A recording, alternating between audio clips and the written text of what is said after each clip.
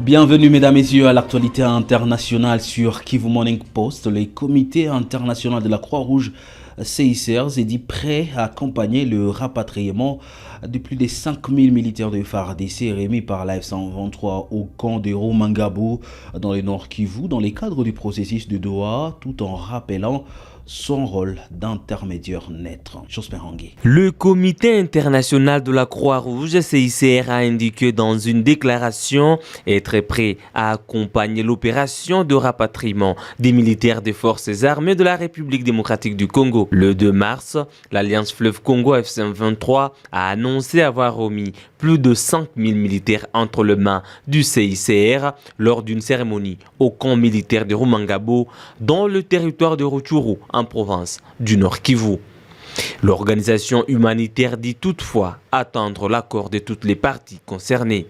Sur son compte X, le chef de la délégation du CICR en République démocratique du Congo, François Morellon, a indiqué que l'organisation avait pris connaissance de l'annonce faite par le mouvement.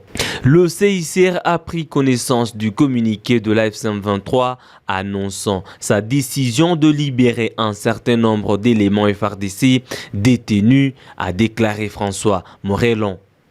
L'organisation internationale rappelle toutefois que son rôle reste celui d'un intermédiaire neutre dans ce type d'opération humanitaire. En tant qu'intermédiaire neutre, le CICR se tient prêt à accompagner une telle opération avec l'accord de toutes les parties, a ajouté le chef de la délégation. Le CICR intervient régulièrement dans les conflits armés pour faciliter le transfert des prisonniers ou des personnes capturées conformément aux principes du droit international humanitaire. En mai 2025, plus de 1300 militaires des forces armées de la RDC avaient été rapatriés à Kinshasa lors d'une opération qui avait duré plus de 2 semaines. La F-123 affirme à travers ce geste honorer ses engagements dans le cadre du processus de Doha.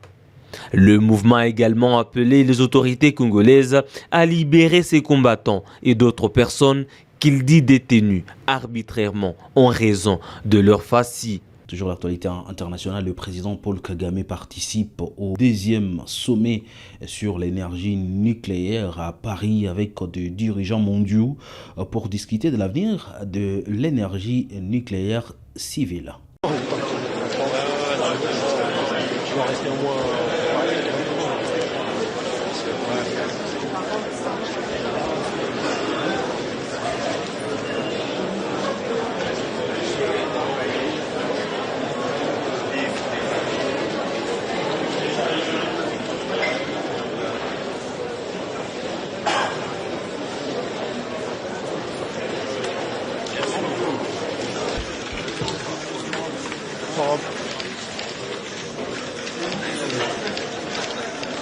Les informations au-delà de frontières congolaises, les 3 États africains membres non permanents du Conseil de sécurité de l'ONU se sont exprimés lundi sur la situation en Afghanistan.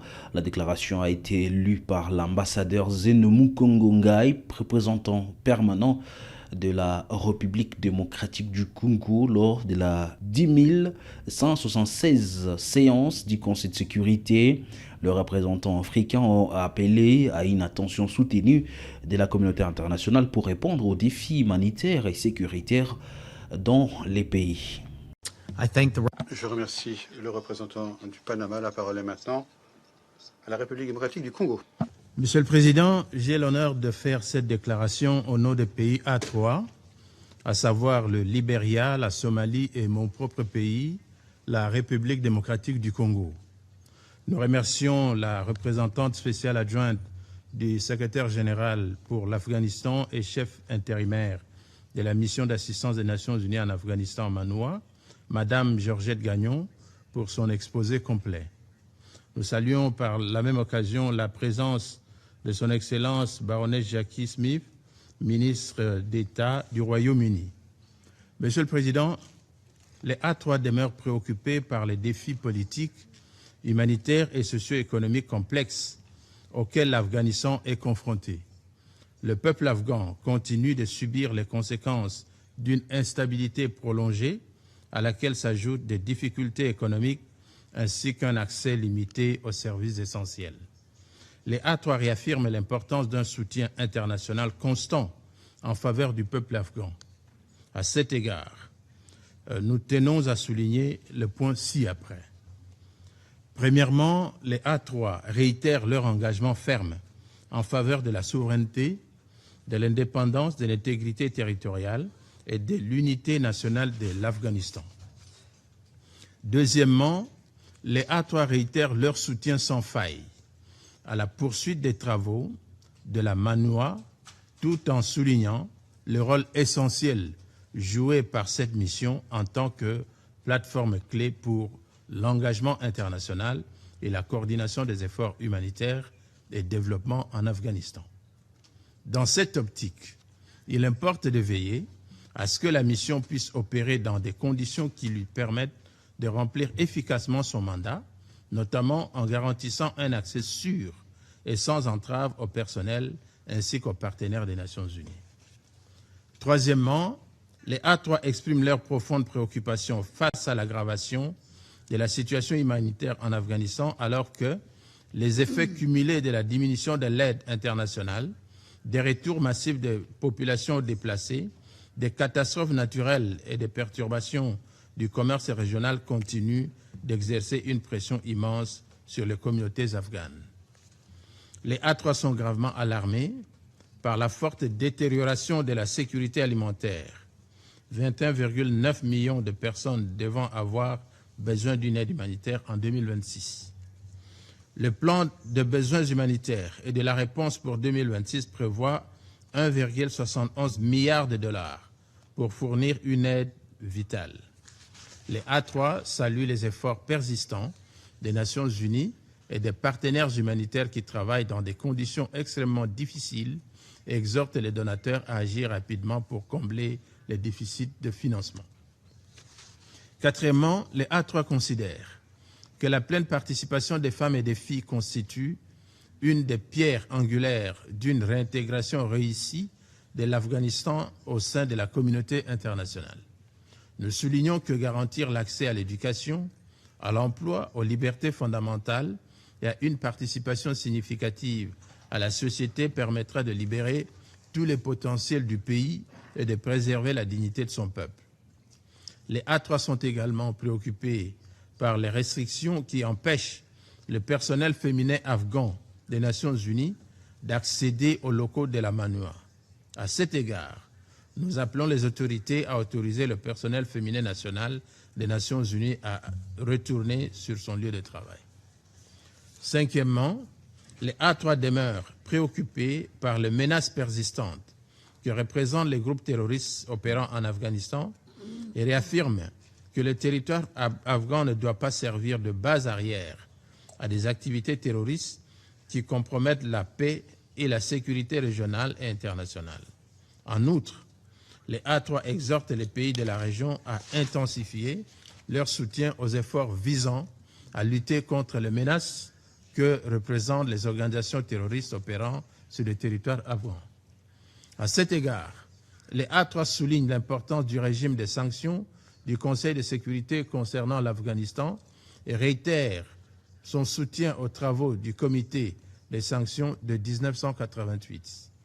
Sixièmement, les trois pays réaffirment que l'engagement entre la communauté internationale et l'Afghanistan est essentiel pour la paix, la stabilité et le développement social et économique durable de l'Afghanistan. Nous prenons note de l'appel lancé par le secrétaire général à tous les membres du processus de Doha et aux autorités afghanes pour qu'ils s'engagent davantage dans l'approche globale proposée, telle qu'envisagée par la résolution 27-21-2023 du Conseil de sécurité en vue de parvenir à la réintégration complète de l'Afghanistan dans la communauté internationale.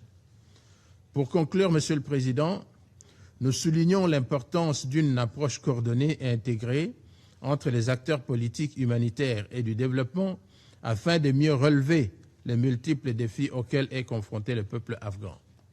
Les A3 réaffirment leur solidarité indéfectible avec le peuple afghan et son engagement à l'aider dans sa quête d'une paix, d'une sécurité, d'une stabilité et d'un développement durable. Je vous remercie.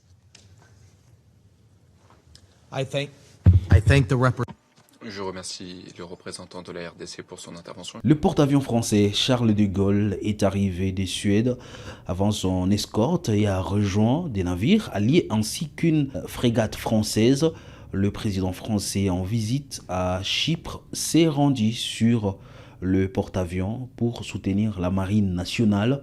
Au total, 19 de 23 principaux navires de surface français sont en mer, dont une douzaine dans la région ou en route. Le groupe aéronaval mènera d'abord des missions de Méditerranée orientale, puis se dirigera vers le détroit d'Ormuz pour sécuriser une voie maritime.